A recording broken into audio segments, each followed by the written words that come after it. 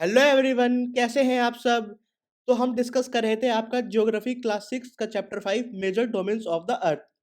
तो हमने इससे प्रीवियस वीडियोस में डिस्कस करा था आपके एक इंट्रोडक्शन की आपके कौन कौन से मेजर डोमेन्स होते हैं, और फिर हमने डिस्कस करा था आपका एक मेजर डोमेन लिथोस्फीयर। तो हम इस वीडियो में आज डिस्कस करने वाले हैं आपका second major domain of the earth, hydrosphere. Hydro का मतलब होता है वाटर। तो आपकी अर्थ में जितना भी पार्ट आपका वाटर से घिरा है, उस सारे पार्ट को हम उस सारे एरिया को हम हाइड्रोस्फीयर कहते हैं। Let's continue. तो आपका फर्स्ट पॉइंट है the earth called a blue planet. तो हमने फर्स्ट चैप्टर में आपके डिस्कस करा था कि जो आपके प्लैनेट्स है, आपके 8 प्लैनेट्स हैं, उसमें से आपके जो अर्थ है, हम उसे ब्लू प्लैनेट भी कहते हैं। क्यों?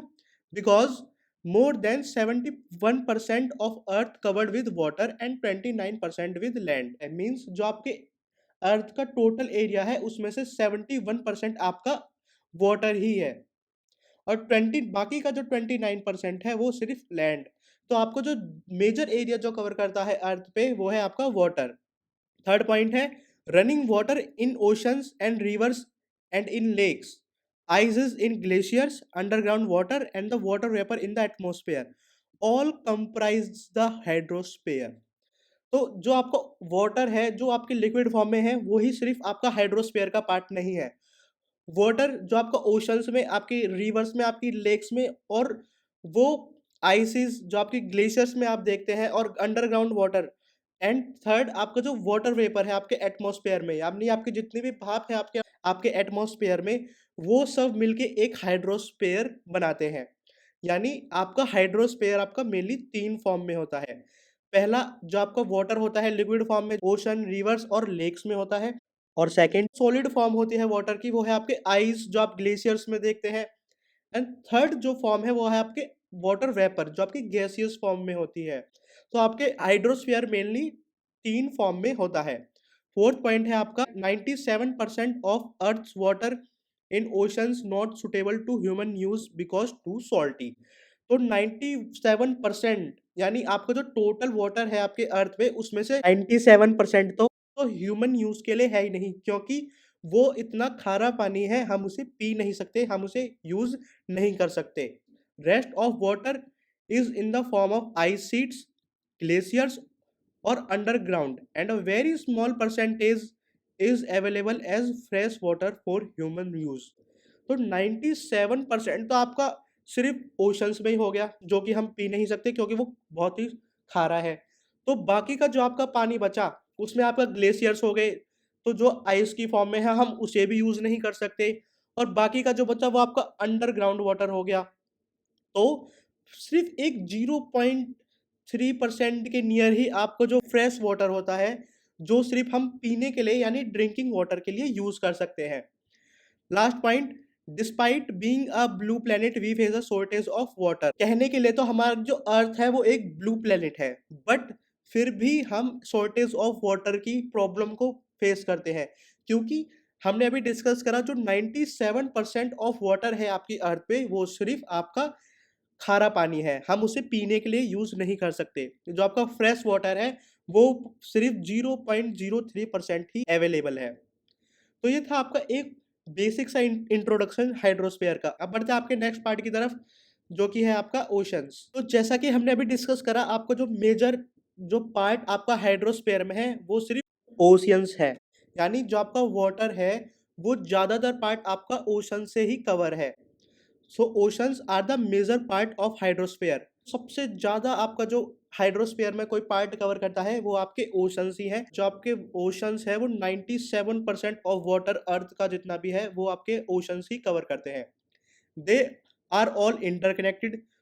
तो आपके ओशंस आपस में इंटरकनेक्टेड है, जितनी भी वाटर बॉडीज है आपके अर्थ पे वो सब आपस में इंटरकनेक्टेड है। The ocean waters are always moving. तो जो आपका ओशन वाटर है वो हमेशा मूव करता रहता है। अब वो मूव कैसे करता है? The three chief movements of ocean water are waves, tides and the ocean currents. Ocean water है वो आपके 3 मेन मूवमेंट्स की मदद से मूव करता है। पहला है आपकी वेव्स, सेकंड आपका टाइड्स एंड थर्ड आपका ओशन करंट्स। तो आपके 3 टाइप्स के आपके मूवमेंट होती है जिनकी वजह से आपका ओशन वाटर मूव करता है। The 5 major oceans are the Pacific Ocean, which is also the world biggest ocean. Second, the Atlantic Ocean. Third, the Indian Ocean. Fourth, the Southern Ocean. And fifth is Arctic Ocean in order of their size. Means जो आपको Pacific ocean है वो सबसे बड़ा है। Second आपका जो Atlantic ocean है वो सेकंड लार्जेस्ट है। जो आपका इंडियन ओशन है वो आपका थर्ड लार्जेस्ट है। सदर्न ओशन आपका फोर्थ लार्जेस्ट है। लास्ट आर्टिक ओशन आपका फिफ्थ लार्जेस्ट है। तो ये अपने ऑर्डर के हिसाब से जो आपके ओशंस है ये दिए हुए हैं। नेक्स्ट पैरा में है the Pacific Ocean is the largest ocean as we discuss. तो आपका पैसिफिक ओशन है वो सबसे बड़ा ओशन है आपके अर्थ पे। It is spread over 1/3 of earth, यानी जो आपका पैसिफिक ओशन है वो आपके 1/3 अर्थ में फैला हुआ है। The Mariana trench the deepest part of the earth lies in Pacific ocean. तो हमने लिथोस्फीयर में डिस्कस करा था आपके जो सी लेवल होता है, तो उस सी लेवल पे हमने डिस्कस करा था कि आपके सी से नीचे जो डीप में जो सबसे हाईएस्ट पॉइंट है वो है आपका मरियाना ट्रेंच। तो जो मरियाना ट्रेंच है जो आपका डीपेस्ट पार्ट ऑफ अर्थ है वो भी आपका पैसिफिक ओशन में ही लाई करता है। The Pacific Ocean is almost circular in shape. Asia, Australia, North and South Americas surround it. तो जो आपका एशिया है और आपका Australia, North and South America, तो जो आपके 4 कॉन्टिनेंट से ये जो पैसिफिक ओशन है ये जुड़ा हुआ है। Look at the map and find out the location of the continents around the Pacific ocean. तो हम मैप में देखते हैं कि आपका जो पैसिफिक ओशन है उसके पास कौन कौन से कॉन्टिनेंट्स लाई करते हैं। अब बढ़ते हैं आपके मैप की तरफ। तो ये है आपका वर्ल्ड का मैप। तो आप इसमें देखेंगे कि जो आपका पैसिफिक ओशन है वो कहाँ कहाँ और कौन कौन से कॉन्टिनेंट्स के पास फैला है। तो हमने भी डिस्कस करा था पैसिफिक ओशन आपका नॉर्थ अमेरिका, साउथ अमेरिका और एशिया और ऑस्ट्रेलिया के पास लाई करता है। तो ये है आपका नॉर्थ अमेरिका, ये साउथ अमेरिका और ये रहा आपका पैसिफिक ओशन। और ये है आपका एशिया एंड ये ऑस्ट्रेलिया और ये रहा आपका पैसिफिक ओशन। तो इन 4 कॉन्टिनेंट्स के पास से आपका जो पैसिफिक ओशन है जो आपका वर्ल्ड लार्जेस्ट ओशन है वो इन चारों कॉन्टिनेंट्स के पास लाई करता है। तो जो आपके अदर आपके जो ओशंस है वो आपका अटलांटिक ओशन जो आपकी सेकंड लार्जेस्ट है, फिर आपका इंडियन ओशन जो आपका थर्ड लार्जेस्ट है, फिर आपका सदर्न ओशन जो आपका फोर्थ लार्जेस्ट है, ये है आपका आर्टिक ओशन जो फिफ्थ नंबर पे आता है आपके ओशंस में। तो ये थे आपके 5 मेजर ओशंस। अब आपके सेकंड ओशन की तरफ बढ़ते हैं, वो है आपका Atlantic ocean. The Atlantic Ocean is the second largest ocean in the world. तो जो आपका अटलांटिक ओशन है वो सेकंड लार्जेस्ट ओशन है after Pacific ocean. It is S shaped. तो जो आपका अटलांटिक ओशन है उसकी शेप कैसी है, वो एस शेप में है। मीन्स अगर आप इस पिक्चर में देखेंगे ये रहा आपका अटलांटिक ओशन और आपकी शेप देखेंगे ये ऐसे एस शेप में बना हुआ है। It is flanked by the North and South Americas on the western side and Europe and Africa on the eastern side. तो जो आपका अटलांटिक ओशन है वो इन चारों कॉन्टिनेंट्स के बिल्कुल बीच में लाई करता है। यानी जो आपका नॉर्थ और साउथ अमेरिका है उसके उसके ईस्टर्न साइड में भी आपका अटलांटिक ओशन है और जो आपका अफ्रीका और यूरोप है उसके वेस्टर्न साइड में भी आपका अटलांटिक ओशन लाई करता है। The coastline of the Atlantic Ocean is highly indented. This irregular and indented coastline provides ideal location for natural harbours and ports. तो आपके अटलांटिक ओशन की जो कोस्ट लाइन है वो हाईली इंडेंटेड है।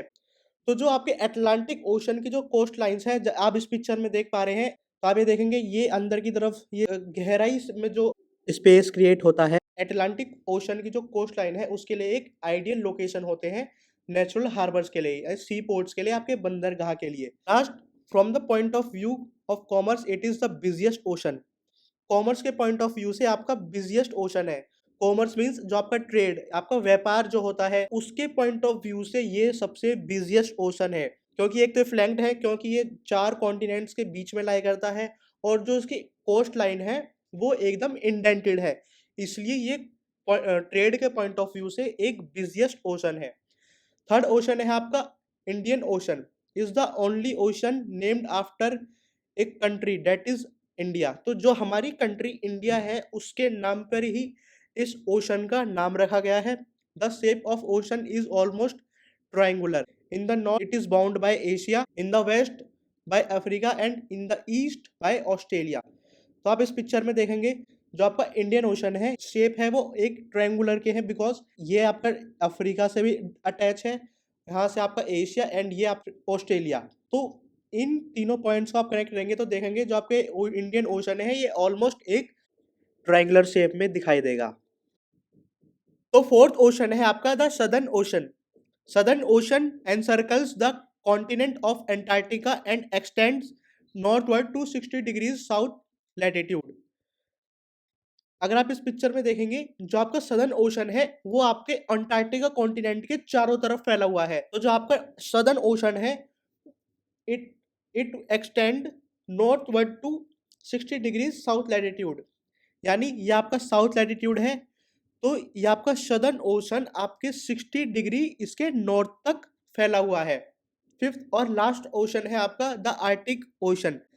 The Arctic Ocean is located within the Arctic Circle and surrounds the North pole.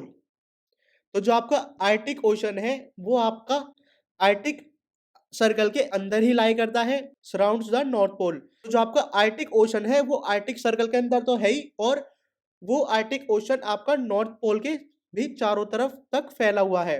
It is connected with the Pacific Ocean by a narrow stretch of shallow water known as Bering Strait.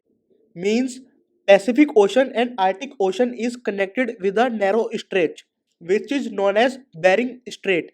तो जो आपका Pacific ocean है और Arctic ocean है वो एक narrow stretch की मदद से आपस में कनेक्टेड है, जिसे हम बेरिंग स्ट्रेट कहते हैं। Last it is bound by northern coast of North America and Eurasia. तो ये आपका नॉर्थ अमेरिका है, तो जिसकी नॉर्थर्न कोस्ट है नॉर्थ अमेरिका की, एंड यूरेशिया जो आपका यूरोप और एशिया से मिलके जो आपका पार्ट बनता है उसकी जो नॉर्थर्न कोस्ट है वहाँ तक आर्टिक ओशन की जो सीमाएं हैं वो वहाँ तक फैली हुई है। तो ये थे आपके 5 मेजर ओशंस। अब हम नेक्स्ट वीडियो में डिस्कस करेंगे आपका third major domain of the earth, atmosphere. तो इस वीडियो के लिए इतना ही, मिलते हैं हम आपको नेक्स्ट वीडियो में। Thank you for watching this video and please give your feedback in the comment box. Thank you.